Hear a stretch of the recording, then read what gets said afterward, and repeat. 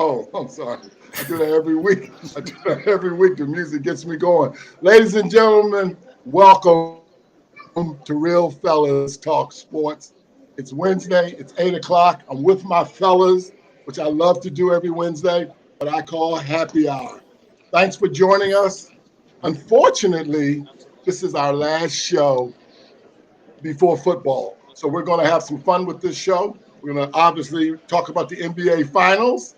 And then we're going to have a fun part of the show. We're going to talk about some of our favorite moments in sports.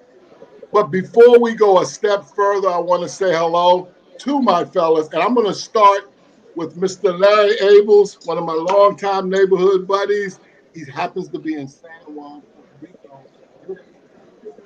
Larry, good evening. Thanks for joining us. I hope you can be here the whole show, but if you can't, I understand you're not going to miss that flight. Absolutely. But I didn't want to miss this last show. It means so much to me, and it's always good to get together with you guys. Well, thank you, sir, and good luck with that. And I also have Monica McNutt's father, Kevin, on the show. Kevin is also a longtime friend of mine. We went to high school together. He was our starting point guard. Kevin McNutt, welcome to the show. How you doing? Two things. That Monica daddy thing got to stop. I'm a legend of this town, my damn self. That's one. And two, I'm not part of y'all neighborhood. I dominated y'all in the neighborhood when we played pickup basketball. Let's be clear. hey, David, Larry and Chuck caught many a jumper, if you know what I'm saying. I understand quite well. Well, that other voice you hear is all the way from Indianapolis, Indiana, and that's Mr. David Burnett. He's Mr. Burnett, good evening. How are you, and how's everything in Indianapolis? Everything is going great here in Indianapolis. We got great weather, 70-some degrees today, and a little bit of that tomorrow. And I'm wearing, because we're probably not going to talk much about the NHL, but the Vegas Golden Knights are the NHL champion, the Stanley Cup champions, and I just wanted to have a shout out to the Golden Knights. I'm sorry, four guys going to talk hockey? I don't think so. Four black guys going to talk hockey. Well, one guy just did. Right. Well, look, one thing I will say real quickly about that Vegas outfit, they're an expansion club, and they've only been in existence for 5 years, and this is their second final that they've been to, and they won. So shout out, good job. They're doing great things in Las Vegas. So, amen. That's enough hockey talk on Real Fellas Talk Sports. Yeah, let's move on. Right. All right, well, look, let's wrap up the NBA season. It was a heck of a year. Shout out to the Denver Nuggets. They really, really were impressive this year. I know Kevin McNutt and David had them the whole time. I might have pushed back a little bit on them. I was wrong. They were right. So let's take a second. I'll start with you, Larry. What was your observation of Denver, and how good are they? I think they're very good. They were consistent all year. They led the West most of the season. And they really, what you normally don't find when you're in the playoffs, they actually exceeded their regular season performance. I think they were something like 16-4 in 4 rounds of the playoffs. It doesn't get much better than that. 8-1 in the last 2 series. Yep. Yeah. Impressive. Very impressive. Kevin, you were on them from the beginning. Why did you like them so much, and what did you think at the end? A couple of things. I don't do NBA. If I can, I'll do a college game in a minute. That's another argument for another day. But so I saw them during the playoffs, and I just loved their brand of basketball. They move the ball. They're unselfish. They're talented. They're big.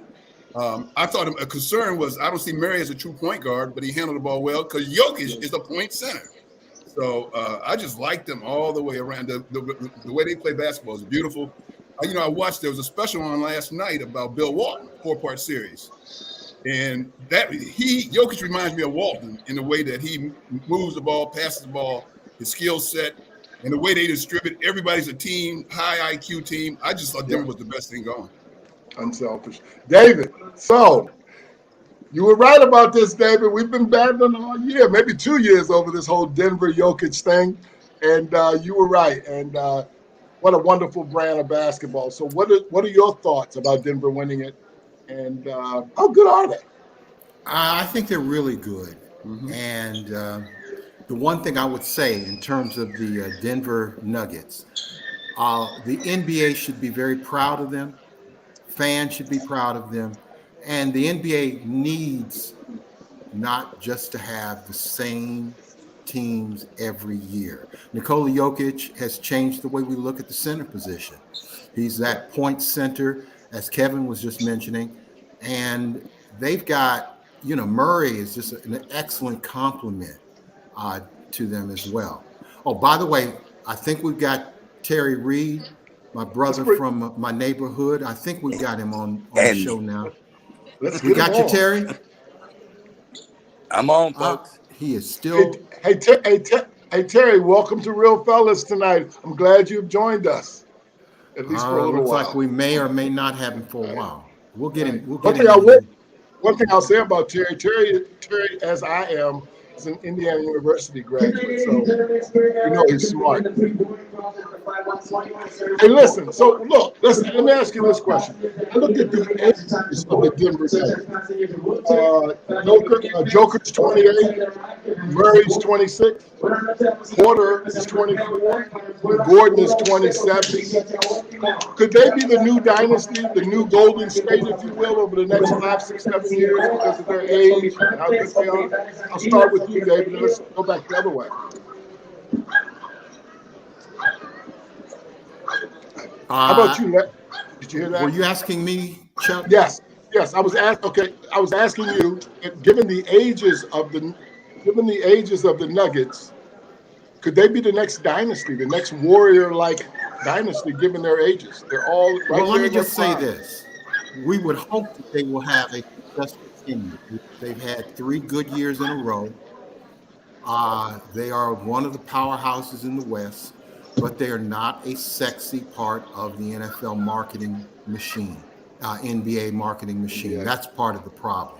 I hope they continue to win, but the NBA is balanced. There are a lot of teams. Milwaukee will challenge them. Boston will challenge them. Phoenix will challenge them.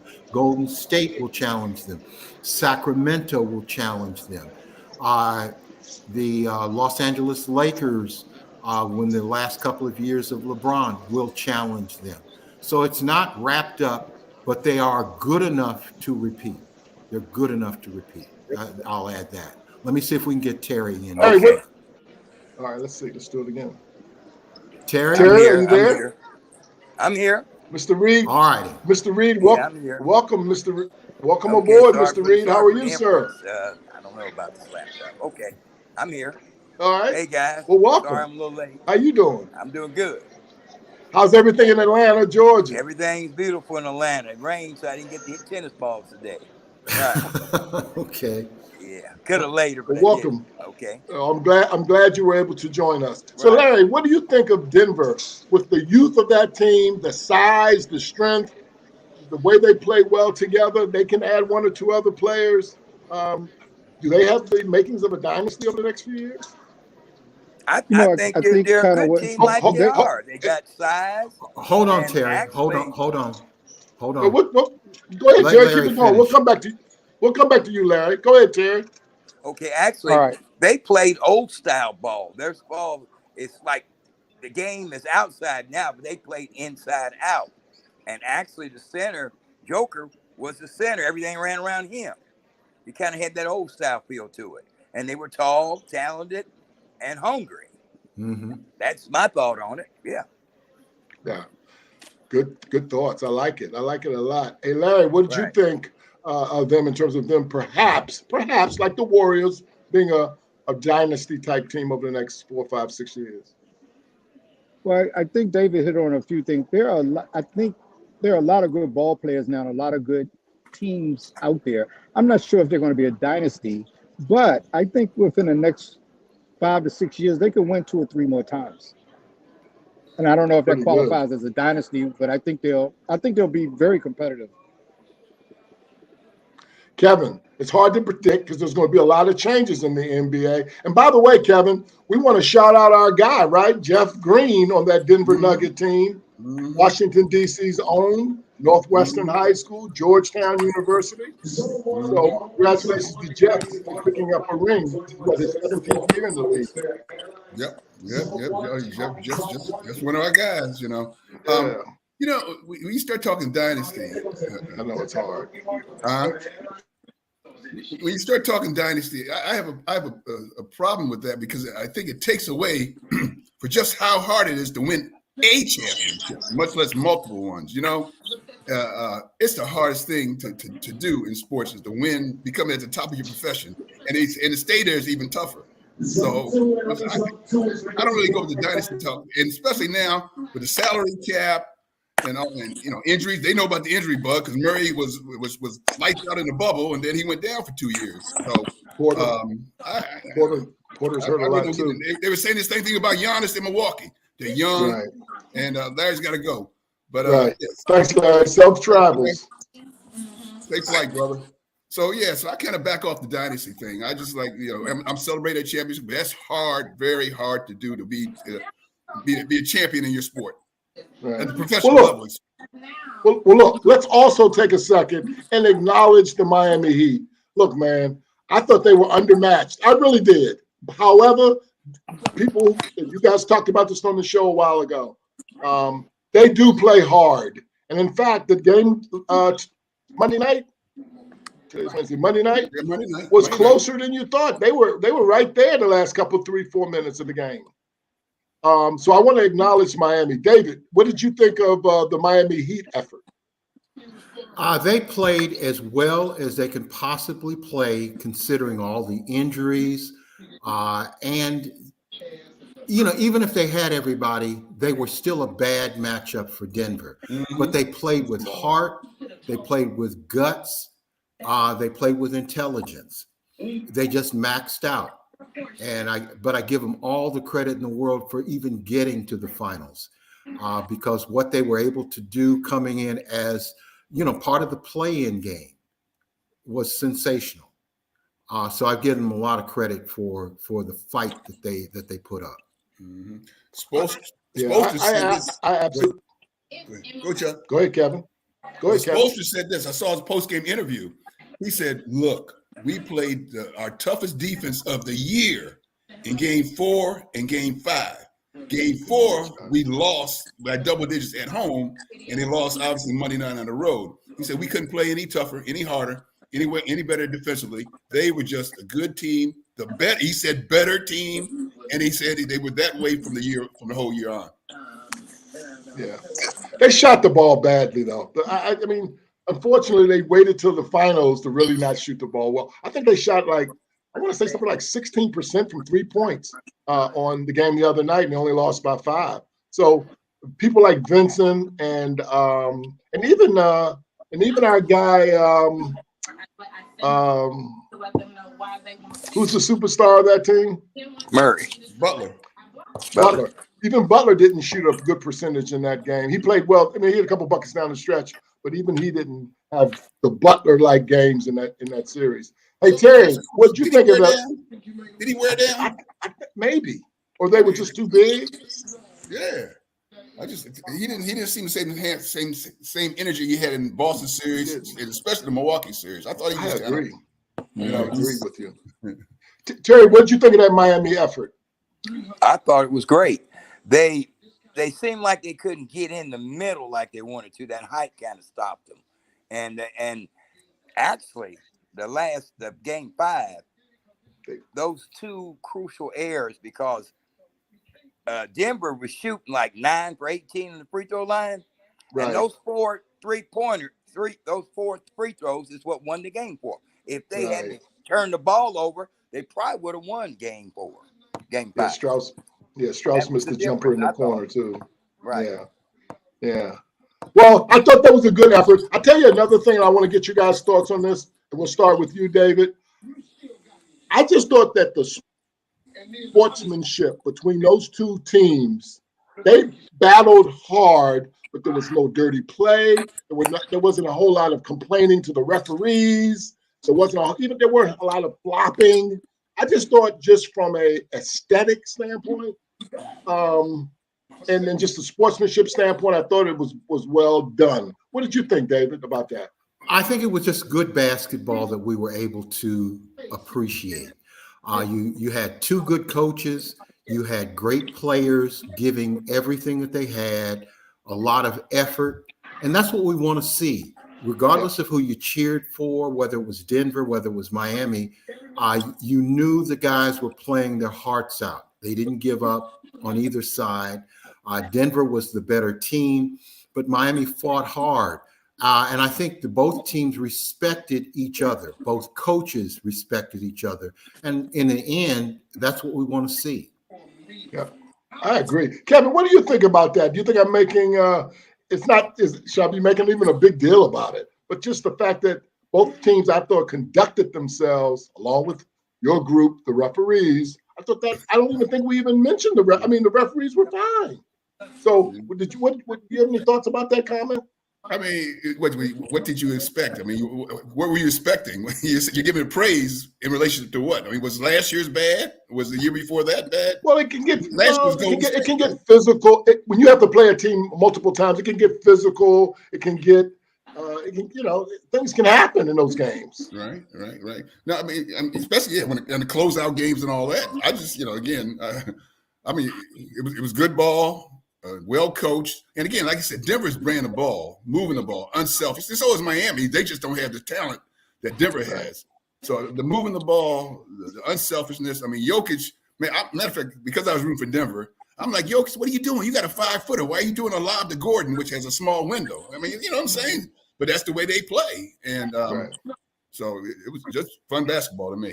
And look, I don't do NBA, so and even I stayed up. I'm getting old, man. I fall asleep at 8:30. So, well, listen. Let's look as the season has now wrapped up. Let's start to put a bow on 2023, the NBA season. Shout out to Denver, their first title in club history in the NBA, and I guess they're one of the old ABA teams, David, that now has won an NBA title. So. Final thoughts on the NBA season in general. Any 1 or 2 things that jump out at you? And I'll start with you, Terry. What do you remember about 2022-2023 season? I thought it was a year of the underdog. There was a lot of parity in the league. Milwaukee got put out, and it seemed like LA Sacramento was up fairly well. It was more of a parity season where anybody can win. Maybe the Pacers will do something if they put action up.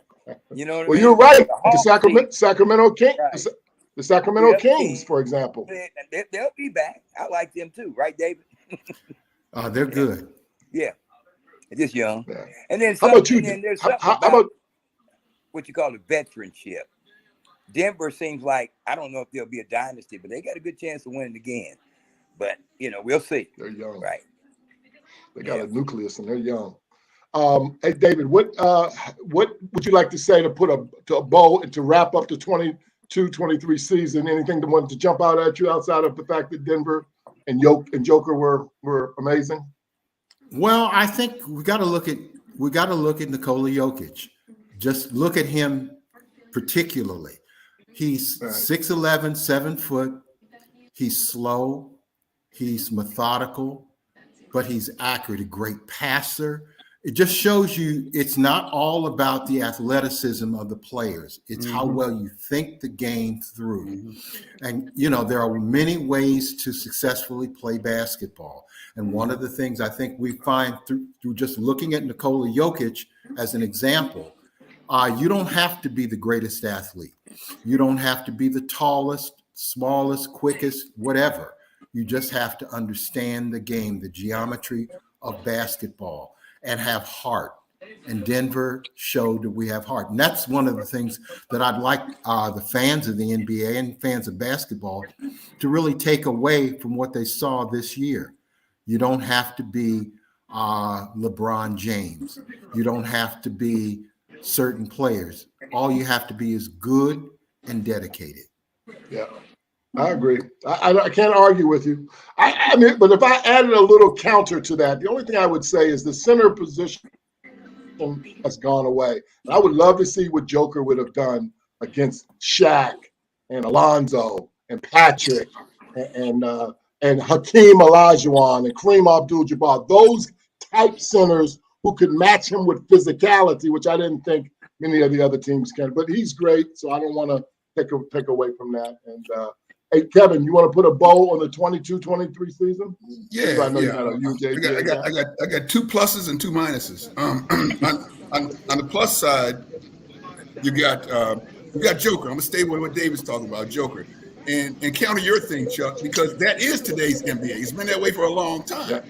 They're going out and stepping the three. Shaq never started. Shaq didn't have a three-point shot. This is the way it is, and he's showing that you can do it with skill set and footwork and range and mechanics and fundamentals. It's beautiful. It's a beautiful brand of basketball that I like. That the other positive was your boy. I'm sure you got it in yours. LeBron James breaking Kareem's record. You know what I mean? That was about to fall. It was handled well, handled with class, which LeBron is. But you know, Kareem's my man. He's always going to be the number one GOAT with the best weapon in basketball, the skyhook. But LeBron, took his record down. Hats off. Those are 2 positives. On the negative side, I should have did negative before I did a positive. Was Kyrie and Durant changing teams. This superstars still trying to go and partner up. I didn't like that, and of course, Ja Morant's foolishness with the decision still to come. But as far as Joker and what Denver did, I loved it. Ron breaking the record. Let's stay on the positive tip. I don't want to leave out on that. Hey, before we lose Larry Abels again. Hey, Larry, we're putting a bow on the 22-23 season. Do you have any final comments, observations as you reflect back on this season in the NBA? I thought it was very. You guys hear me okay? Yeah. Mm-hmm. Yes, we hear you great. Okay. I thought it was a very positive season, very similar to the NCAA. And I'm the anti-Kevin. I'm more of a pro fan in college, but both of those tournaments, so to speak, they surprised me with different teams, and I thought it was very competitive basketball. I thought it was one of the best years of the NBA that I experienced, and I'm a longtime fan. Yeah, that's great. Thanks, Larry. Hey, Terry, you want to put a bow? You want to be the final voice of the 22-23 season? Any last comments? Or did you make It's going to be interesting if LeBron plays 2 more years. How about that? And my number one man, I wish Kobe was still here. How about that? That has nothing to do with now, but that's my thing. Okay, how about that? Well, that's great. That's great. Right. Well, look, I'm going to transition. I'm going to start with you too, Terry. I'm going to transition real quick into tennis. We just had, speaking of Joker, we just had Djokovic win his 23rd, what do you call those, majors? I guess in Grand tennis. Slam. Grand Slams. Okay. 23rd.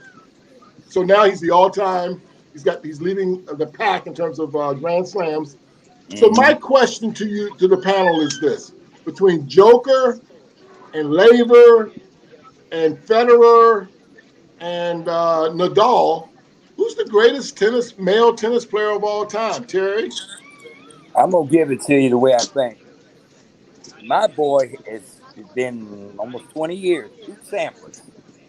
Pete Sampras would be my better player if he played maybe 10 years old. And then behind him is probably Federer. How about that? I like it. Because Pete Sampras had the serve and the guts. I like Pete Sampras as far as the GOAT in tennis. Larry, you have any comments about who the greatest male tennis player is of all time? Oh, you added male because I was going to say Serena Williams. So since you added that. That's why I said male. I used to like Brown Don't Board, get but David started, Larry, please. Be on board. I play like a yeah, baseline player. Yeah, be on I used board. to like him, but Joker has the most championships, so you got to give it to him. Yeah, and he's still playing, David, how about you? Any thoughts on the best male tennis player of all time? Uh, I think I think the numbers speak for themselves. Mm-hmm. As much as the problem with Novak Djokovic is that he's not that popular within the tennis community, within fans. But the fact is, the numbers speak for themselves. 23 Grand Slam victories matters. Right. He's the best of his era, but he's not the most popular or the most beautiful to watch. I enjoyed watching Roger Federer play tennis. He Right. just played with an elegance in, the way he hits, the way he hit returns, serves.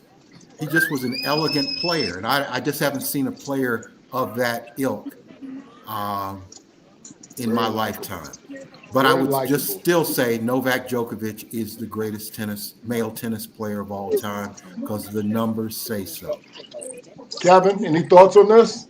Look, it's interesting you said that about Federer. I think Djokovic is the same way. He's graceful. He can play. He can attack the net. He can play from baseline. He wins on all different Big. surfaces. Clay, U.S. Open, grass. I really like it. And he's not finished because Nadal is Right. finished. Nadal can only Right. win on clay. He had hip surgery at 36, so I don't think he's going to. He may not win another major. And he's one of my favorites. I like the way he plays. He's left-handed. He reminds me of McEnroe, but I think he's done coming off of hip surgery. Mm-hmm. There's nobody else. The guy that Djokovic beat in the semifinals, Alcaraz from Spain, he's up and coming, but he's 19. So Right. I think Djokovic could add another 3 or 4. He's in great shape, but he's 32. He can go. He might put his number a long way to reach. So He's already won the first 2 Grand Slams already this season with 2 more to go. He could win all 4 of them. Who knows? right. No, he can do it. Well, listen, that's our tennis wrap. We're done with tennis for today. And we're going to get into an interesting subject that I'm really excited about. And that subject is, why do we like sports? But more specifically, I want to go around the panel and give me your top 3 sporting events, or either you participated in, or you saw, or you were at, or you just marveled at. Give me your top 3, which I know it's hard to do. And if we have extra time, maybe we'll add a couple of others. And because Larry's on his flight, I want to start with you, Larry. Do you have 3 of your favorite all-time sporting events? Sure, and I'm going to have to go once as I finish this.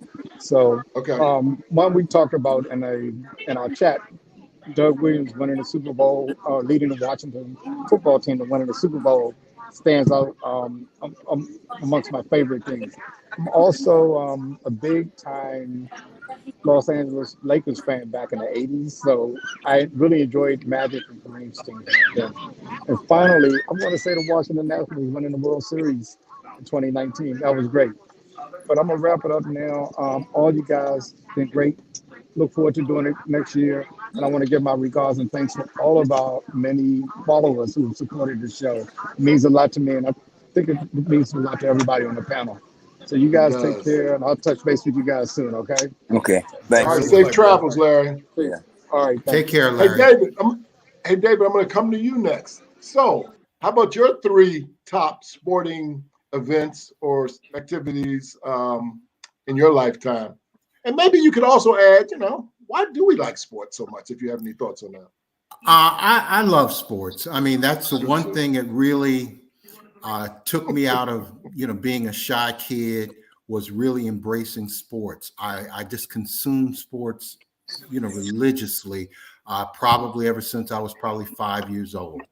But my number one sporting moment was when I was 13 years old at the Indianapolis Motor Speedway, and Mario Andretti finally won the Indianapolis 500. That's my 1969. all-time favorite race driver. He's the greatest race driver. He's could do everything on every different racing surface. He's just the most complete racer, and I was really happy about that. Probably my second favorite sporting moment, 1987, Las Vegas, Nevada. Sugar Ray Leonard beating Marvin Hagler. I happened to be there in person. I was in the stands. I got to spend the whole week there. Went to the parties, enjoyed, had a ball. And by the way, to those who think Marvin Hagler won, boo on you. He didn't. He didn't win. Sugar Ray Leonard won. And lastly, this is personal.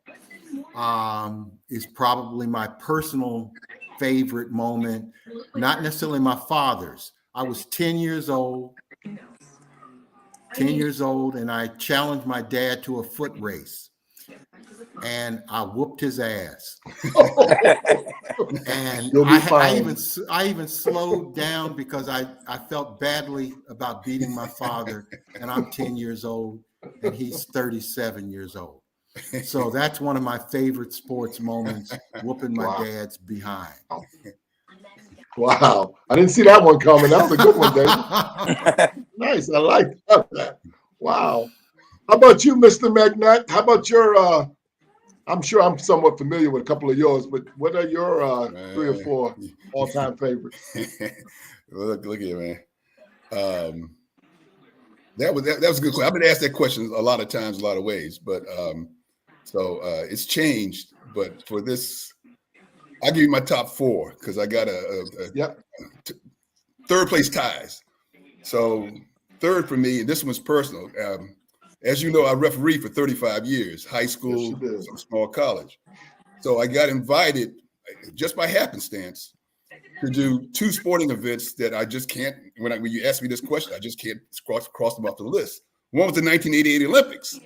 So the tryout, the preliminaries were out in Denver. Then Thompson, who was the coach of the 88 Olympics team, obviously, came to McDonough, that's Georgetown's on-campus gym, and he had to cut the roster from 12 to the final, from 20 to the final 12. So I was invited to do the practice. It was 2 weeks of practices as he cut the team down. Great honor. I mean, I'm on the floor, Danny Manning, Stacey Augmon, Hersey Hawkins, Dan Marley, Danny Manning, Mitch Richmond, David Robinson, all these guys. And look, and he cut a 15-year pro, Sean Elliott. And I was right there on the court when he, and I kept telling people when I go over practice, I might have talked to Chuck about it. I said, y'all think Sean Elliott's going to make this team because he was an All-American at Arizona. I said, no, I don't know. And he got cut. But anyway, just honored to do that, to be on the court with our Olympic team, referee that. Plus Big John. Oh yeah, of course. What I was saying, and then I think it was in. Wait a minute. I think it was 1987. Dr. J retired in 1987. Check this out. So his first All-Star game, his first time taking the court after he retired, was in the spring of 1988. My commissioner calls and says, "Hey Kev, I want you to go down to GW and ref this ball game. It's an All-Star game." I said, "Okay, no problem." Man, it's Dr. J's All-Star game. Dr. J's on the floor. Phil Chenier's on the floor. Errol Monroe, who at that time was my favorite player of all times, is on the floor. Walt Frazier's on the floor. And all these pros, right? Now, now I'm supposed to referee this game? Wait a minute. Get out of here. In an All-Star game, you don't have to referee. All you do is call the obvious fouls, right? So I'm sitting there in heaven, man. I'm just watching Frazier and Monroe. I mean, it was just a highlight moment, So that's tied for third place. Number 2, 1984, Georgetown over Houston. 84-75, John Thompson becomes the first black coach to win a NCAA title in any sport. Any sport. Let's not just talk about basketball. We're talking about in any sport. And the takeaway from there was that I remembered Thompson was asked that question in the post-game interview. He looked at the camera and said, "Man, don't insult me with that question. I'm the first because I just got the opportunity. That don't mean I'm the best." Thompson's my man. And then also about that game, bigger than the championship game, which was Olajuwon versus Ewing, they beat Kentucky the game before. Kentucky shot 9 for 33 or something, 3 for 33. Roby and Phillips. Yep. and it had 3 for 33 for 9% in the second half. And it was DC. I shouldn't say it was DC inner city basketball at its best. It was why Georgetown was the favorite of the city, of the inner city, from DC to LA. It was hard, physical, intense basketball in the Kentucky game and the Elijah one.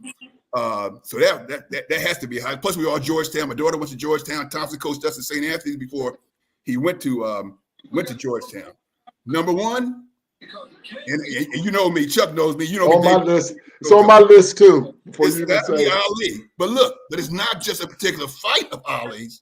Understand this. In June of 1971, Ali won his court decision unanimously, 8-0.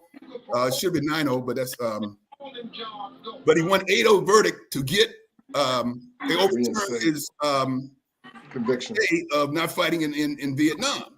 So that opened up the door. Now that was 71, but we still had 2 Frazier fights, Foreman, all the highlights that Ali gave us. I love Muhammad Ali. As a baby boomer in the 1970s, 60 baby boomer, how can you not love Ali? Yeah. I'm gonna leave you with this. So that opened the door. And he fought Frazier because there was he got a court injunction to get the city of New York. So he fought Frazier in 71. But all the other fights, the Thriller Manila and all that came later. What can you say about Ali? And Ali was so important to my life and for youth in black youth in inner city. He says 2 things, gentlemen, that I remember to this day and would never forget. It moved me. He told the media, I think after he beat Lister, he says they question him. He said, "Look, I don't have to be who you want me to be. I'm going to be who I want to be." That's a powerful statement to be heard from a 10-year-old. Then he said this, and to this day it sticks in my mind. He was saying, he was doing his braggadocio. He says, I'm the greatest. I could beat any man alive. And I'm pretty as a girl. And that's a powerful statement, man, for a black man. We were invisible. Understand, in the middle 60s, we weren't on TV. We weren't on shows. We weren't on comedies and reruns and westerns and all that. We had silly ass Amos and Andy in syndication. So for Ali to say that, and he was a gorgeous man, physically and handsome. So I'm going on. I can keep on going, but I'm gonna get off so you go, Chuck. Y'all can do your thing. But that's I just want to piggyback on that one comment. You remember now when we talk about the 60s, people like our fathers, they didn't appreciate, it took them a while to appreciate somebody like Ali because they were Joe Louis guys. Yes. And Joe Louis carried himself a little bit different. And this guy was a talker. He was a Muslim. He announced he was a Muslim. And there were our fathers and my uncles, they weren't sure about this guy. Now, they learned to love him as time went on. Right. But when he started that was huge, man. That was really big. And I got to piggyback, so you got me fired up. My father didn't like Ali. And you go to the barbershop in the 60s, 64, 60, you get an argument because they say, I ain't calling him Clay. I ain't calling him Ali. He's Clay to me. And who are you not to call a man by his name? Right. You know what I mean? They're like, he need to shut up, man. Why can't he be like Joe Louis and all that? He wasn't revered as much as he thought. Like Chuck said, it came later on.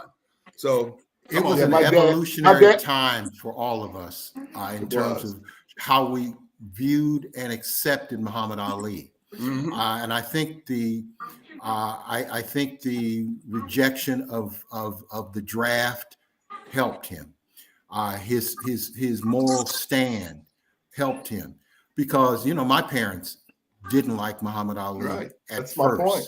Mm-hmm. But over time, most of us came to embrace where he came from.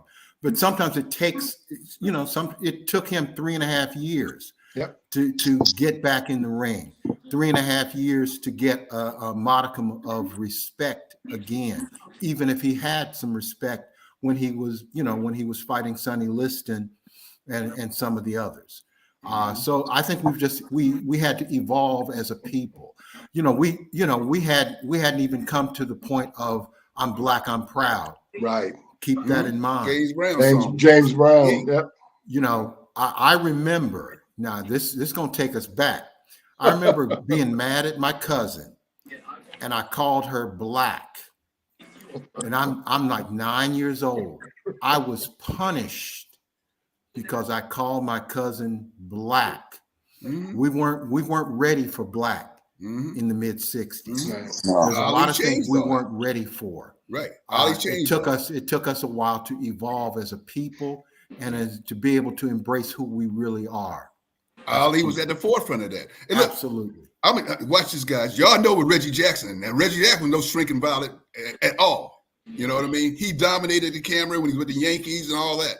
Reggie Jackson said this, and he piggybacks with just what you said, David. He said, "I didn't know how great it was to be black until Ali." That's coming from Reggie Jackson, Mr. October. Right. Let's see why you. Well, my father and I, our biggest early on sports argument or debate was he was a Joe Louis guy, and he said, "Son, all Joe needed was 6 inches with his left or his right hand, and he would have knocked Ali's behind out." I'm like, "Dad, he'd have to be able to hit him first." He got hit. Yeah. He said. Then my father, because I didn't know Joe Louis, my father said, "No, son." He would cut that ring into halves, then he would cut it into quarters, then he would cut it into eighths. He needed 6 inches, and Ali would be getting up off the floor. And me and my father went on and on about this kind of a debate over Ali and Joe Louis. So you're right, David and Kevin and Terry. He was such a he was unbelievable, that guy. The Louisville lip. So anyway. What's Terry's top 3? My top 3. First, it starts with Indiana University, the field house, the gym upstairs, and you go upstairs. Or you come in the Hyper building. IU intramural basketball. This is neat. My sophomore year, 1972. Frank Holloway played on that team. You know Frank down the street from you, David. Because he played for North Central. You graduated, say he was on that team. My brother Clay. I went 11 for 12. 22 points at halftime. I can shoot. Believe me. The next one is Kyrie Irving when he had the Mamba, when he shot that 3-pointer over Steph Curry, and they won the championship in 2016. And my number 1. Well, back up. Why is that one top? What's that got to do with you? The block. No. When he shot that 3-pointer, that's what made him win. Actually, LeBron couldn't have won without Kyrie. So what? You were a LeBron man? You were a Kyrie man? Felt like he was the Mamba. Right. The Mamba. Right. But my number 1, this is Indiana his basketball. Big George McGinnis, 1969. Oh, Lord. Indiana, Kentucky All-Star game. Oscar, 1956, had the single game record, 39 points. They thought because George was 6'8", he was big, he was all that. He went down to Freedom Hall and broke Oscar's record. He hit 53 points. Big Mac. I know him personally. George McGinnis. Let me just the capital reason why I like sports. It's fun, exciting. It's healthy at my age. I play tennis still. Play with a Yonex racket. When the first racket shop in Muncie, I bought my first Yonex, $100. Never forget, I was selling pharmaceuticals, working Muncie, Indiana. You know about Muncie. I know Muncie very well. Yeah. And it teaches teamwork, and it helps friendships. All with the race, if nothing else. Yeah. Most athletes get along, white or black. Generally. Yeah. Respect. Right. What's yours, Chuck? So listen. And by the way, good job, you guys. Those are some great ones. So my 3 is, and I hate to even say it again because we've just talked about it, but when Ali knocked out Foreman in 1974 in Zaire, that was my number 1, to be honest with you. That was huge because we thought, as Ali fans, we thought he was going to perhaps get his head knocked off. Even Howard Cosell, who was his man, was worried. And Ali, I remember him coming out of the tunnel, looking at his entourage and saying, "Why you guys got long faces? If y'all don't think I can win, get out this land." And then George hit him in that ring multiple times, and he would whisper into his ear, "Oh my God, George, that's all you got? I thought you was a big-time hitter, son. That's it." And then he knocked him out in the 7th round. That was such a special moment amongst many Ali moments. So the Ali Foreman in 74.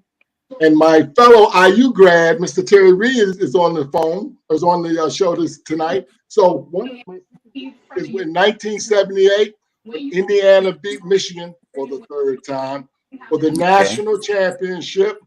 An undefeated record, still stands that undefeated record. Quinn Buckner, Bobby Wilkerson, Kent Benson, Scott 76, May. 76. No. Yeah.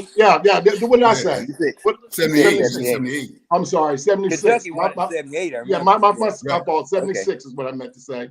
And Tom Abernathy. So Abernathy, Wilkerson, Buckner, May, and Benny. And then Wayne Radford, my best friend, was on that team as well.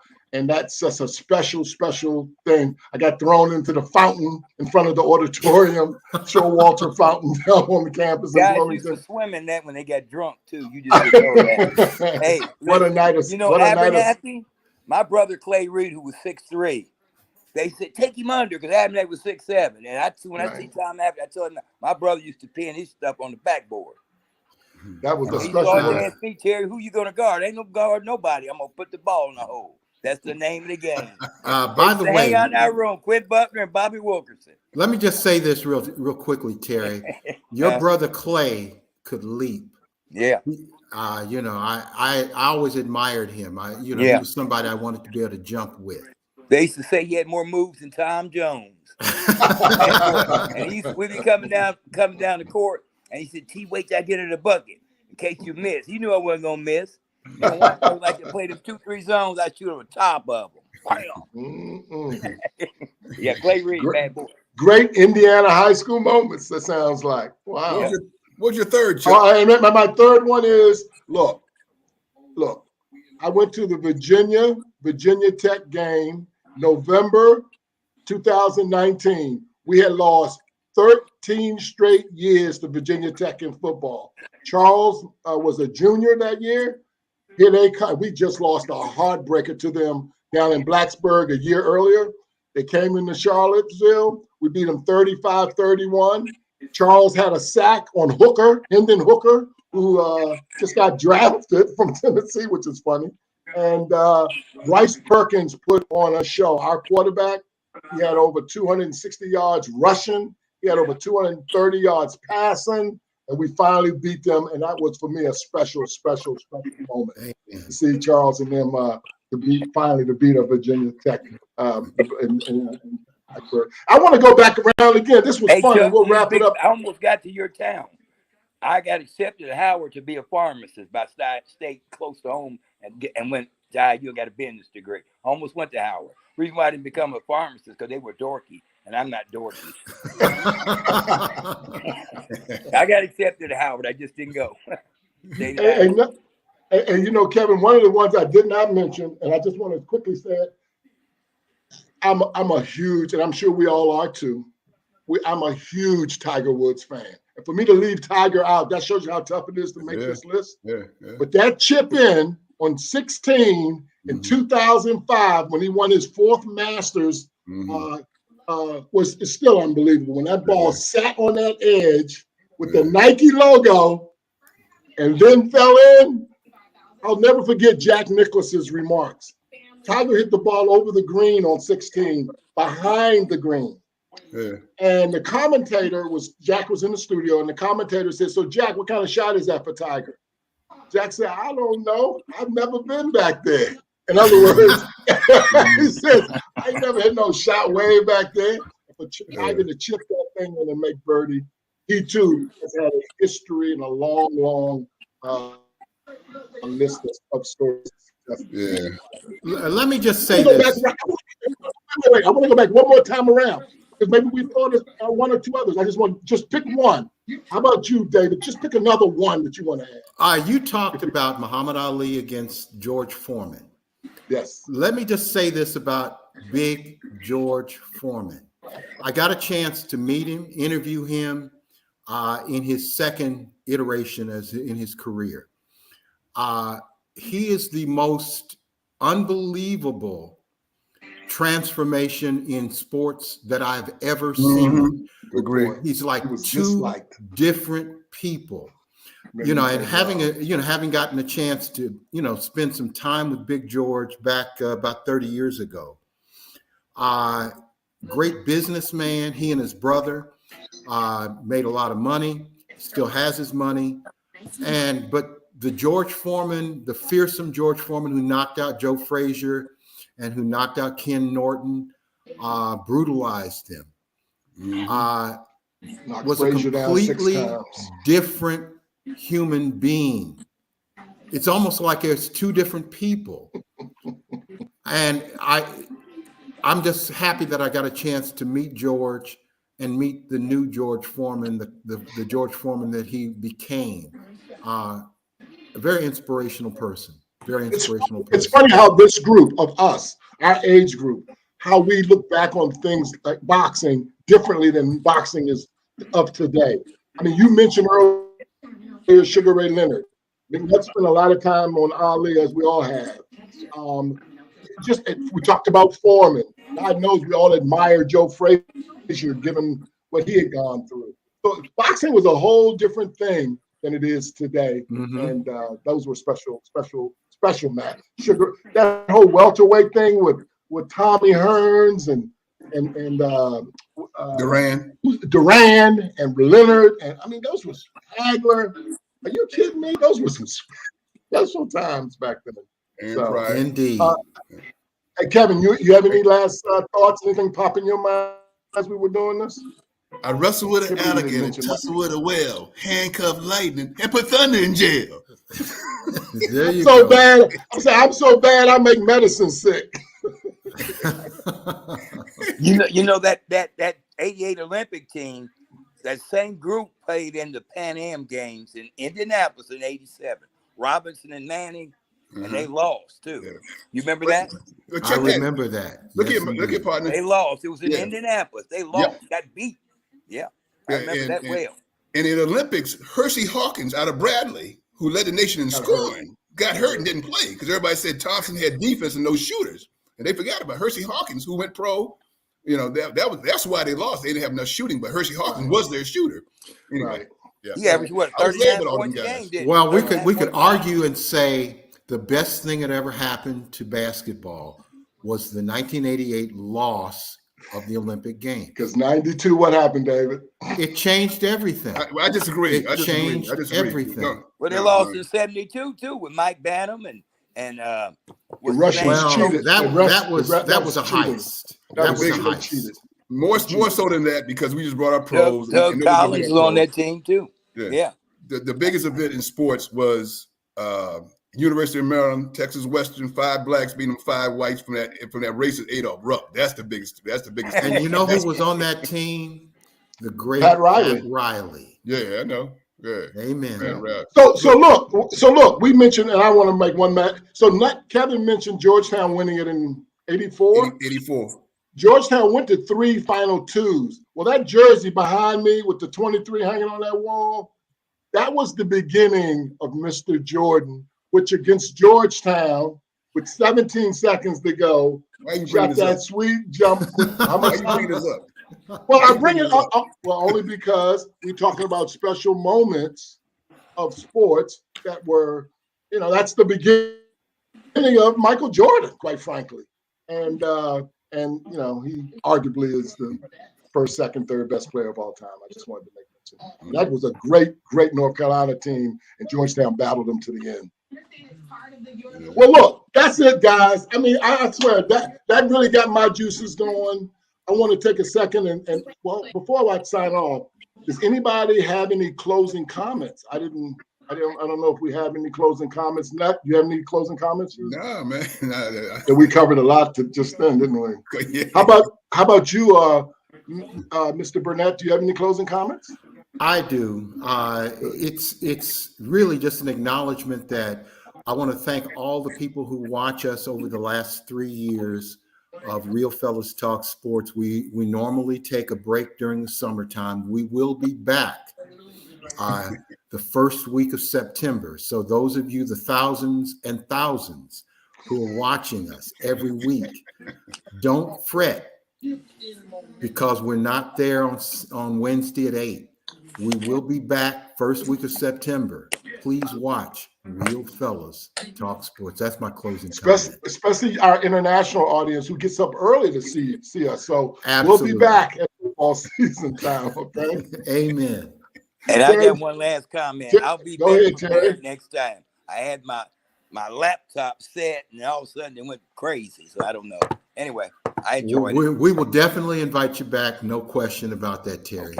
Okay. Pay your electric bill. Hey, listen, I want to pay your electric bill, man. Stop fronting. Okay, I got you. Hey, listen, I want to take a second I want to acknowledge Go Earl Rush, who unfortunately couldn't be on the show today. Earl and Kevin and David started this whole thing. I just want to give him his props. Larry was on us for a while he traveled. Want to say hi to Larry. Of course, Kevin Edmondson, Dave Kinzer sat in on the panel. Want to say shout out to them. But really, everybody, thank you all out there for joining us, for allowing us to cut it up every Wednesday at 8 o'clock. We'll be back in time for the football season, trust. You guys take care. Enjoy. Have a safe summer. Fellas, I'll talk to y'all later. Thanks for joining. Thanks a lot. Appreciate it. Bye.